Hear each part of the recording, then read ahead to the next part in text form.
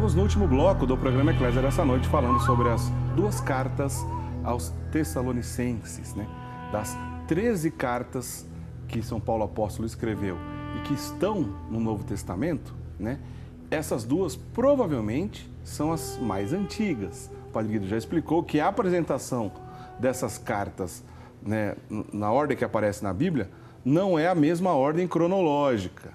Por exemplo, começa com Romanos, mas Romanos, as cartas aos Romanos, ao invés de ser as primeiras, provavelmente foram uma das últimas, né, Padre Guido? Se não a última, provavelmente a última, né? Exato, porque a finalidade da viagem apostólica de Paulo era aquela de chegar até Roma, né?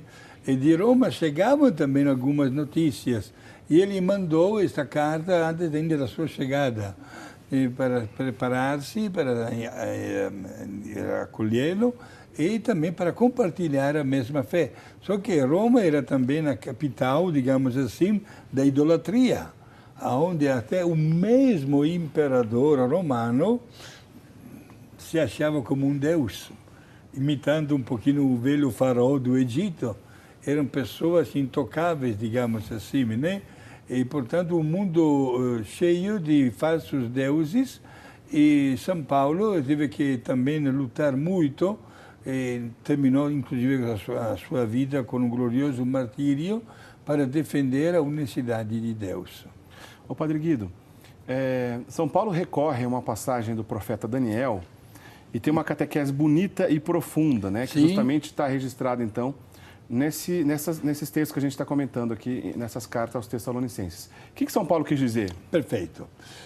Diácono Érico, uma das características da nossa vida feita à imagem e semelhança de Deus é o dono da liberdade. O uso correto desta qualidade nos leva a escolher o que serve para crescer, melhorar, aprimorar as qualidades, etc. Como também temos que olhar o outro lado da medalha. O abuso desta qualidade cria uma grande distância com os valores da justiça. São Paulo, nesta carta, acena ao famoso profeta Daniel, no capítulo 7, versículo 8, onde Daniel fala do filho da perdição, ou perverso, e faz uma pergunta: o que é que acontecerá diante de uma pessoa perversa na hora da chegada do Filho de Deus? Isto é, Deus é paciente, Deus é misericordioso, Deus está pronto a perdoar as nossas faltas até o último instante da nossa vida. Caso prático, aquele homem do bom ladrão. Jesus já está prestes a morrer e perdoa.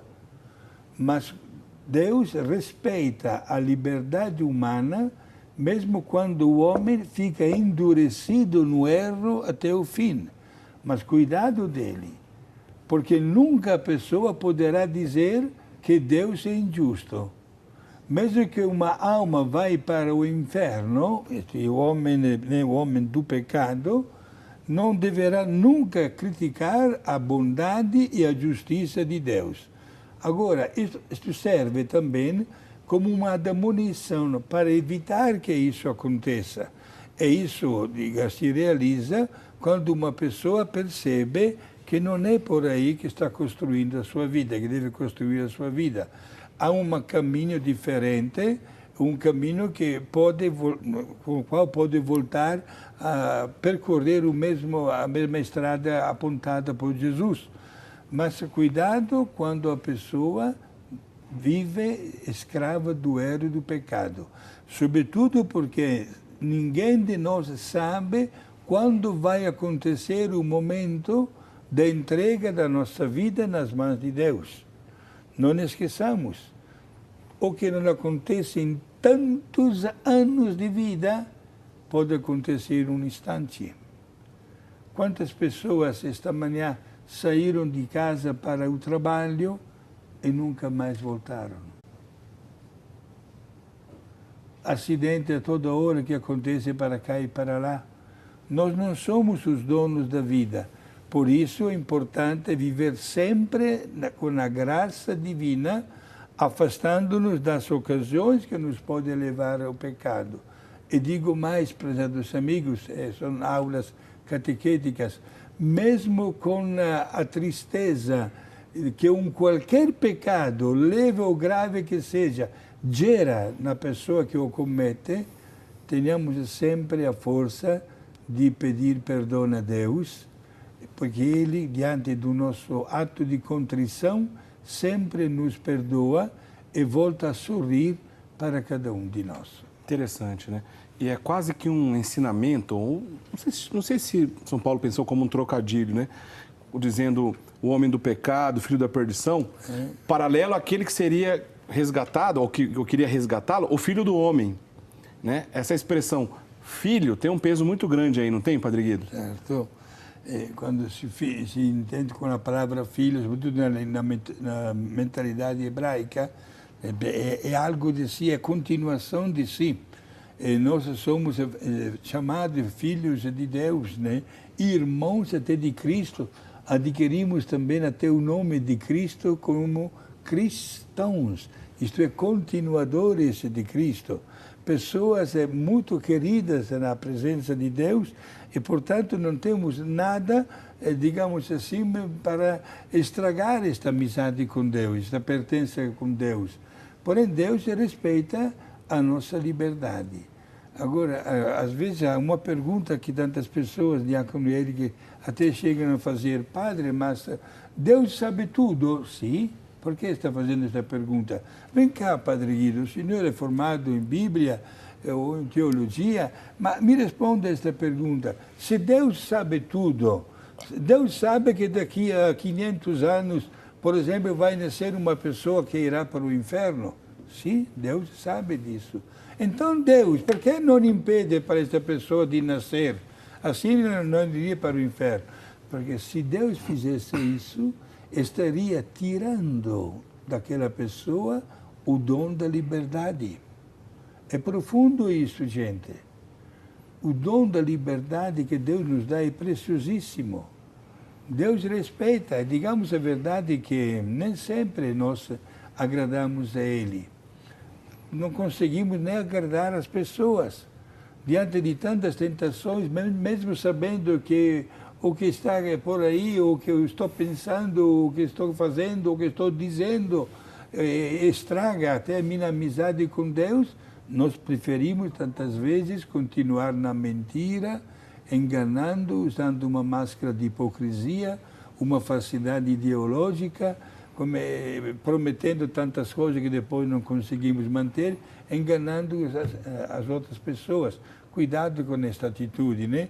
Porque no outro bloco acenou, estamos vivendo um momento tanto difícil até na história, não somente no Brasil. Nada melhor do que mostrar até as dificuldades, mas com a verdade, não simulando, não enganando ninguém. Eu gostei muito dessa explicação que o senhor fez da liberdade, mas recorrendo ao que a gente está conversando, já caminhando para o final do nosso programa, mas na segunda carta aos Tessalonicenses, Paulo ressalta a importância da oração, mesmo diante dessa liberdade, nós que somos livres, e que não podemos, inclusive, confundir aqui essa liberdade com predestinação, hein? Não é isso, né?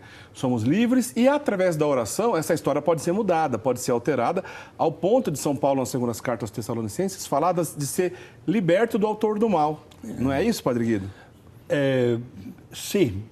Estou sorrindo porque o nosso diácono Eri pronuncia determinadas expressões teológicas, uma mais profunda do que a outra. Volto a repetir as suas palavras: para a oração para ser liberto do autor do mal. Sabe o que está passando na minha cabeça? O momento histórico no qual Jesus ensinou, atendendo a um pedido de um apóstolo, ensinou a oração do Pai Nosso. E a oração do Pai Nosso termina: mas livrai-nos do mal. Mas tem um pormenor que muitas pessoas não sabem.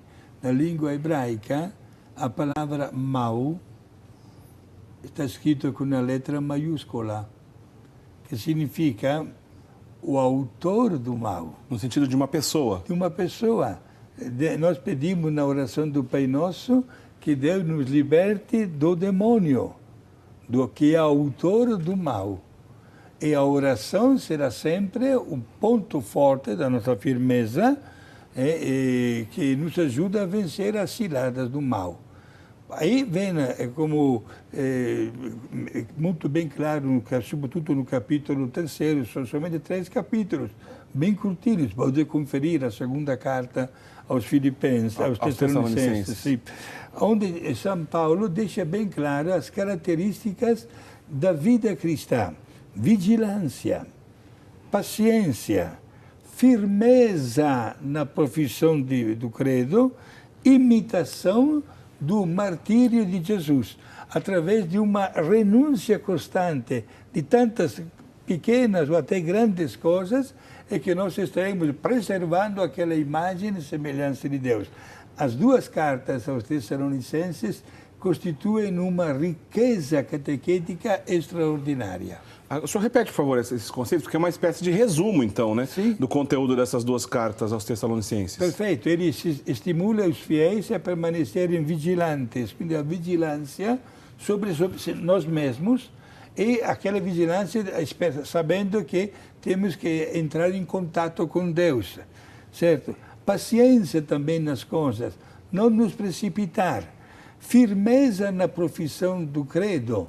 Pronunciar o nosso credo, digamos assim, pensando nas palavras que nós pronunciamos e, sobretudo, renovando dentro de nós a adesão ao que estamos dizendo. É uma imitação até do mesmo sacrifício e do martírio de Jesus. Isto é, qualquer doação para Deus como cristão requer uma renúncia de nós mesmos. Foi sempre e será sempre esta aqui a ética.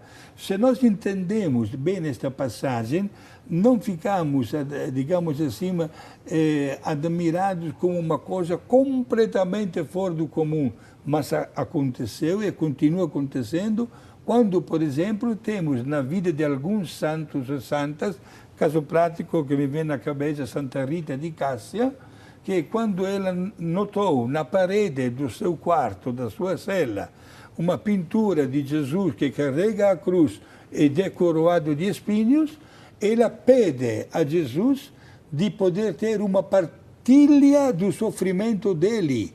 E um espinho se afasta da parede e vai na cabeça, na fronte de Rita de Cássia. Uma linguagem muito não comum, atípica. Uma experiência mística extraordinária. Mística, é claro. Mas tem tudo a ver com essa ideia da imitação do martírio. Perfeito. Né? É uma imitação constante do martírio de Jesus. Padre Guido, nosso tempo está acabando. Nos dê a bênção, por favor. A bênção, como sempre, para toda a família, mas em especial para a família de Dona Fátima e Dona Maria Clemente de Criciúma e do Sr. Alberto Gambolonga, e lá na cidade de Bauru, do Dr. Carlos Carvalho e Dona Cristina e as filhas. Meus amigos, tenhamos sempre muita alegria no coração, muita paz e muita boa vontade de conhecer cada vez mais a palavra e a doutrina de Deus. A bênção de Deus, Pai, Filho e Espírito Santo. Amém. Obrigado. Obrigado, Padre Guido. Até a próxima oportunidade, se Deus quiser. Quero lembrar aos nossos amigos que lá no Facebook, a nossa página no Facebook, é muito fácil você encontrar, a gente está lembrando aí, inclusive, basta clicar lá no Facebook, na busca, e procura como programa Eclésia, né? Lembrando a palavra Eclésia, do latim igreja, tem sempre 2 letras C. Então você procura lá o programa Eclésia e lá a gente divulga bastante trechinho de programas antigos, a gente divulga os próximos programas que a gente vai gravar, o que a gente vai fazer. Tem muita coisa com o Padre Guido lá, gente. Tem muita coisa com o Padre Guido lá na página do programa Eclésia. Assim você compartilha, comenta, relembra programas antigos, né? Então, fica aí o nosso convite. Curtam a nossa página no programa Eclésia, lá nas redes sociais, para a gente espalhar também esse trabalho de evangelização através das redes sociais, tá bom? Uma boa semana para todo mundo. Na semana que vem, nesse mesmo horário, a gente se encontra. Até lá. Tchau, tchau.